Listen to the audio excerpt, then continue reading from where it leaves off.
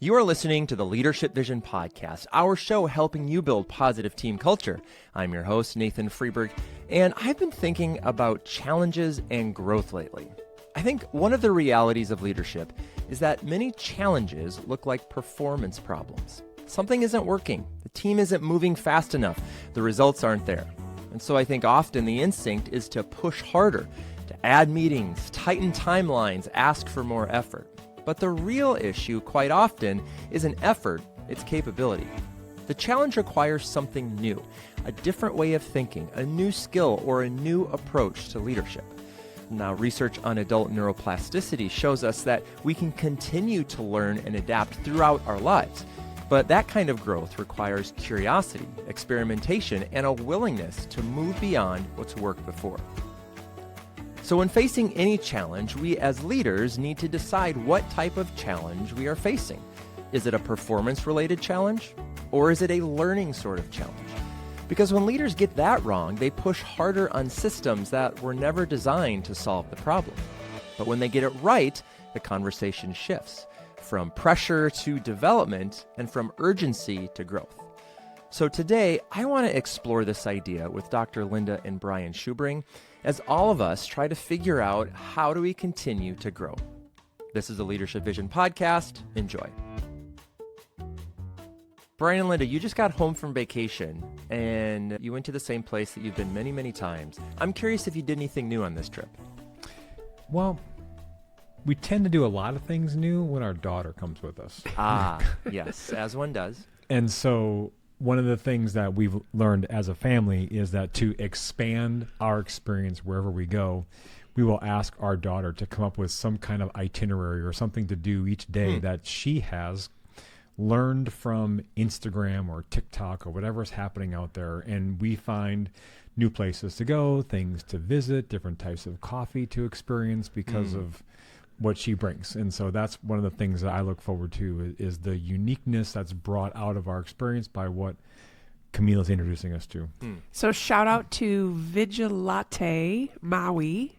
You can see Look them, that up on look Instagram. That one. They have a wonderful story. They have delicious mixology, high-level mixed coffee.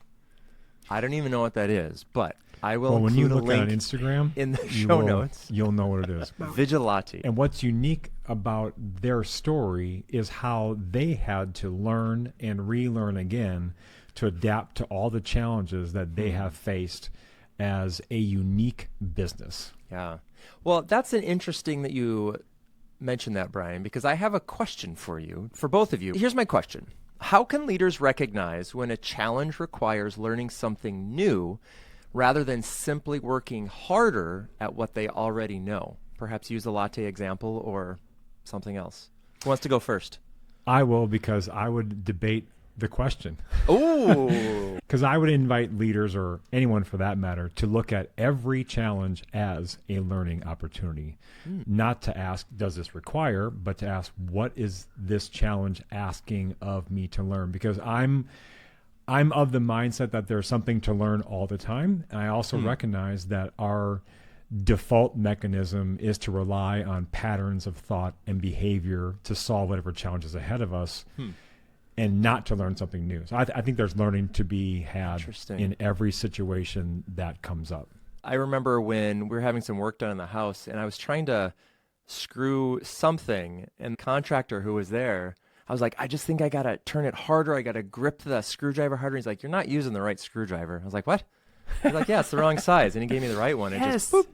And so that's kind of where I'm curious about this question, is because sometimes it's like, no, I just got to grip tighter. I just got to do it. And then it's actually, you got to step back and be like, are you using the right tool? Are you doing the right thing? And so that's kind of what, like, well, how do we know that? Like the screwdriver example, it's not always that simple, but is there some sort of, I don't know, a way to help leaders identify when a problem is less about rolling up your sleeves and more about, we got to get more skills?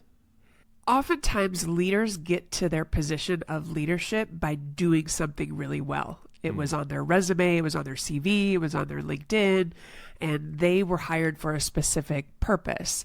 And when something's not working and the kind of challenges that leaders are facing, when those manifest, it's like, oh, well, then I'll just take everything I was hired to do and do it more. And I will do it with more intensity, and I will enunciate, and I will try to show people that this is, that I was the right hire and I can lead through this. And some of the best leaders that we are working with right now are actively practicing unlearning. They are doing the rethinking. They are doing all right, well, we're not going to even use tools for this. We're going to look for a different option, or maybe we're looking in the wrong direction. And so how do we invite a whole new set of solutions to not just try to fix the same problem the same way?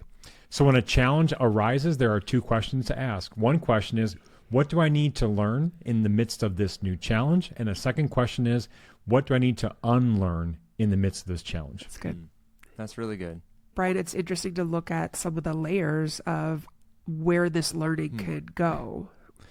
Right, because whenever we're faced with a challenge or some level of change or uncertainty, there's many layers of learning that need to be considered. I think that oftentimes we overlook that. First of all, there's the personal learning, like what is it that we as an individual are being invited to learn? Second, think about the teams and the context that you're working in. Oftentimes, there could be something that the team needs to learn collectively, and that by collectively learning something together, not only are you creating a new shared experience of learning, but the team also feels the sense of connection and belonging by learning something together to face a challenge that they can actually overcome. And a third layer of learning is to ask yourself, what is a larger, maybe organizational learning that is coming out of this challenge? Not prior to or in the midst of, but as a result of this challenge, what did we as an organization learn that can help inform us when the next challenge arises? So good. When I go back to the question, I'm thinking more about, I think that learning is good, but how does a leader know when this is something new and different we need to learn versus, oh, this is just a challenge we have to keep pushing harder at? Well, that's a great question, Nathan, because one of the key components of learning is our awareness of time. Because sometimes when a challenge is facing us, Nathan, like you intonated, is that the leader may recognize, oh, we've already learned this lesson before, or, we've already tested something or a delivery or a strategy that we need to maybe just employ and not learn something new. I think leaders often pay attention to what's down the road and what do we need to learn right now that is going to prepare us for what's coming at us at a rate that maybe is going to surprise us.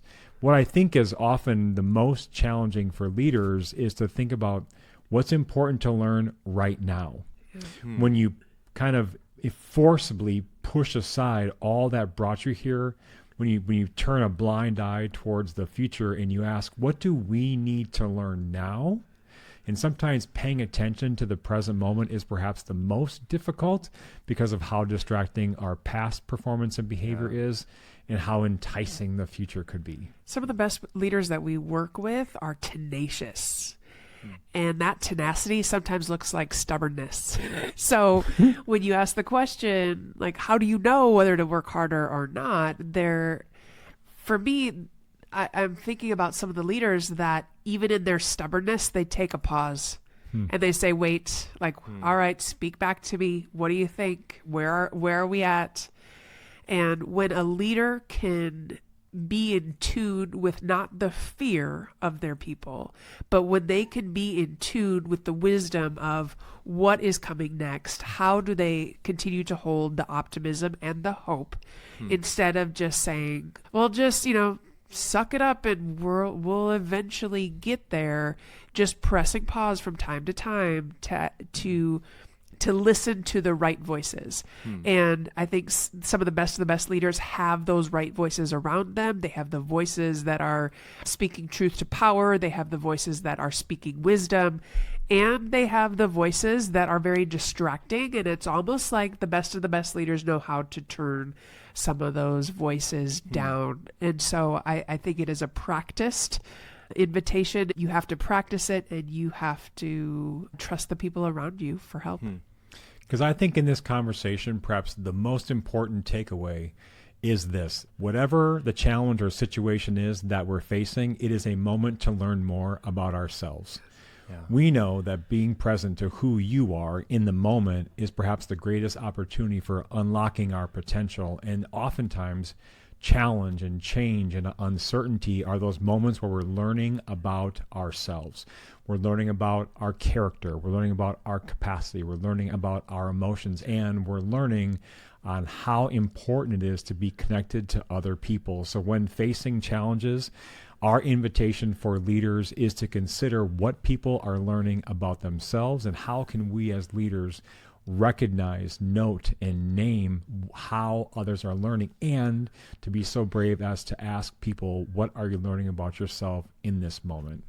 So in closing, or to sort of summarize this, I think what I hear you saying is there's rarely a moment when just working harder and pushing faster and shoveling more coal into the engine and, whatever that sort of movie metaphor of like, just go faster. That's rarely the answer. It's when that challenge or that resistance or something comes up, it's like, well, hang on a second. Have we seen something like this before? What are our priorities? What are the goals? It's really everything's an opportunity to learn something new. Is that sort of what you're saying? It's never just head down and just push forward. It's take a break, assess, what can I learn? What can we learn? It's always important to ask, what is here for me to learn? Well, that's good. What is here for me to learn? And that pause and that question doesn't have to take a whole day or a whole retreat. It can just literally be a couple breaths where you're asking yourself, what is here for me to learn? That's great. Well, Brian and Linda, thank you so much. And listeners, thank you for listening.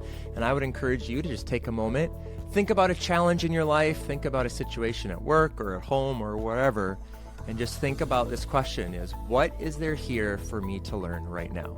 Thank you for listening to the Leadership Vision Podcast, our show helping you build positive team culture. If you found value from this episode or any of our other materials, we would love it if you could subscribe to us wherever you get your podcasts, follow us on the socials, join our free email newsletter at leadershipvisionconsulting.com/subscribe. There are links to all of those things in the show notes. My name is Nathan Freeburg. I'm Linda Schubring. And I'm Brian Schubring. And on behalf of our entire team, thanks for listening.